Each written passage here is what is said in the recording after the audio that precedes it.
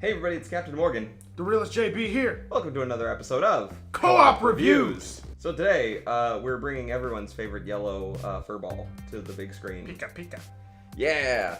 Normally we do, like this is a little bit outside our zone, but we do a lot of nerd stuff here, so I figured this would be a good one to run. The thing is like we've been doing superhero movies, and superhero movies used to be a nerd niche type of thing, but thanks to the success of the Marvel Cinematic Universe, and check out our reviews on that. But the thing is like a lot of nerd culture and pop culture is merged into like mainstream. So yeah, it's kind of good to see that a lot of stuff that we watched growing up is coming into the main audience realm, so people don't have to look at us like a bunch of weirdos. Maybe this movie was, this movie was made for kids. It's PG, but we all know who it was really made for. It was made for the nerds who grew up in '95 when it was definitely like, yeah, it's a kids movie, but I don't think it was made for kids. There are a lot of like, especially like the jokes that Ryan Reynolds made, all the quips that he was making. Ryan Reynolds was honestly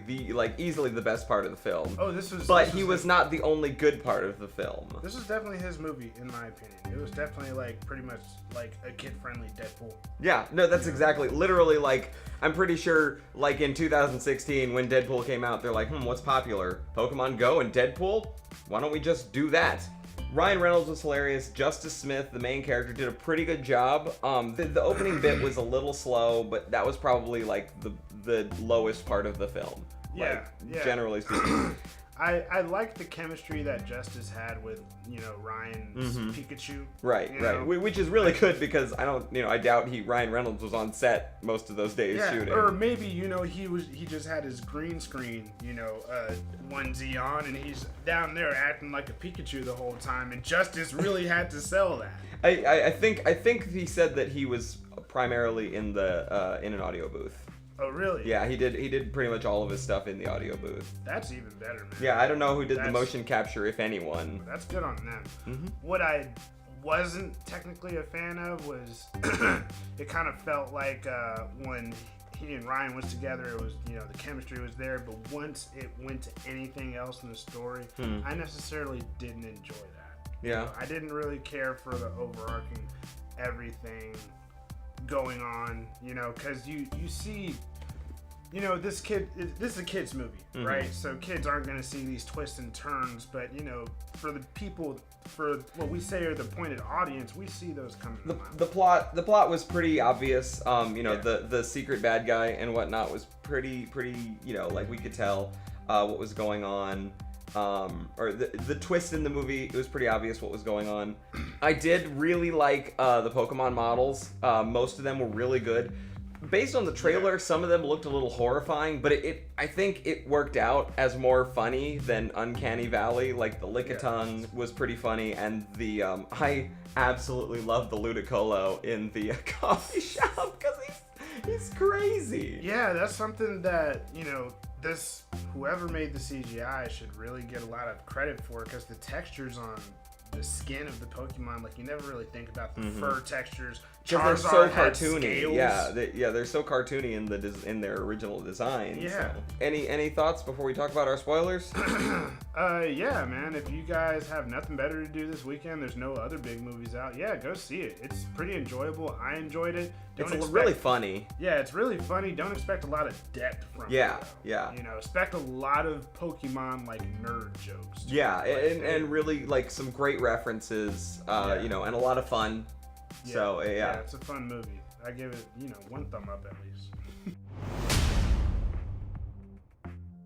So, spoilers. Yeah, so the whole twist with Ryan Reynolds being the dad, and that one, I'm kind of upset. All the twists weren't really twists. You see them coming a mile away. I was kind of upset I didn't see that one coming until like the very. I'm like, oh, obviously, duh. Yeah. And like right before when Mewtwo was coming down to talk to them, I'm like, oh, I get it now.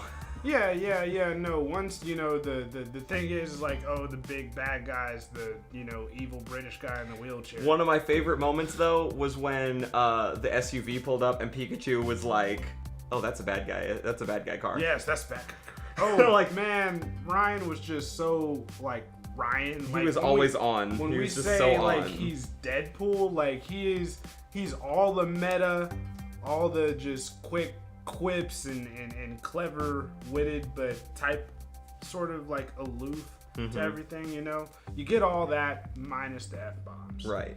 I liked that Mewtwo was a really, really well-developed character, And you know, all things considered. here's the thing. Everything that still happened Everything in the game and movie, in the game and the movie are both technically canon. Yep.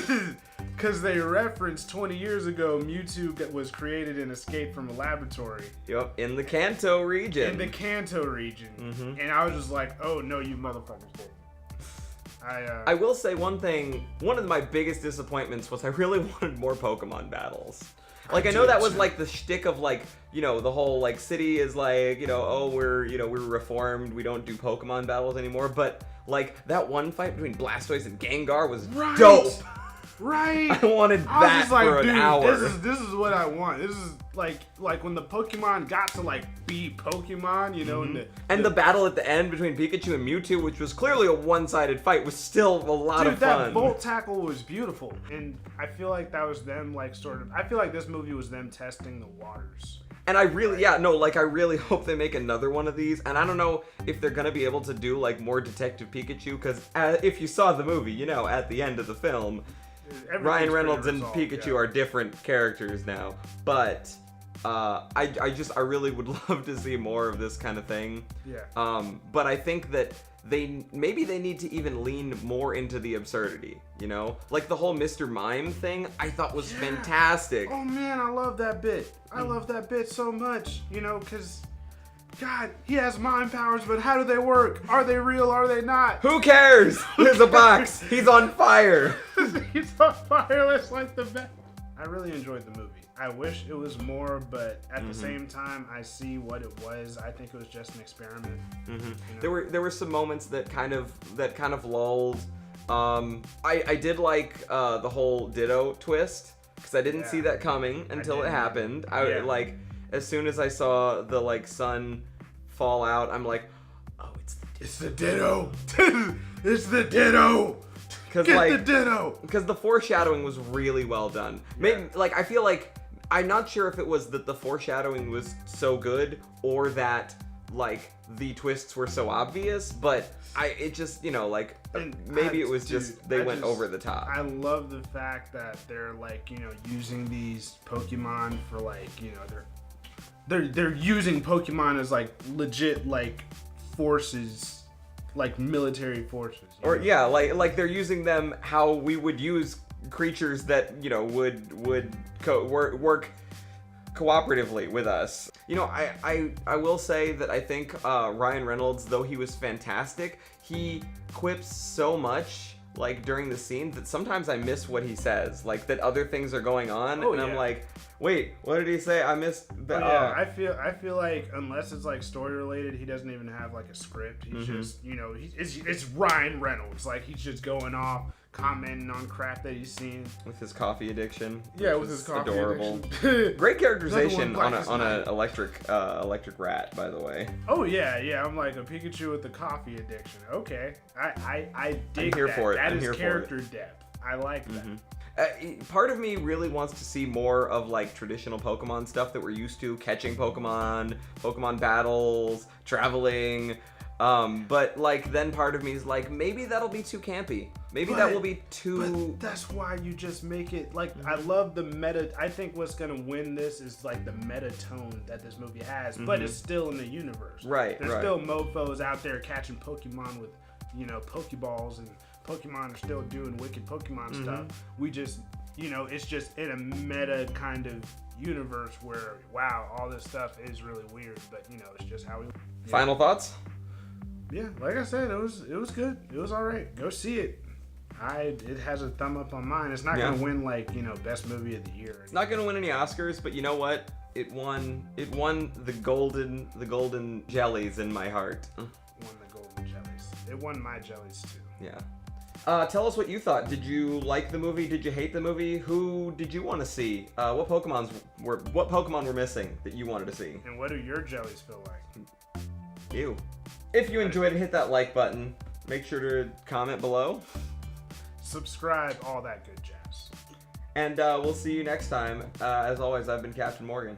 The realest JB here. Thanks for watching another episode of Co-op Reviews.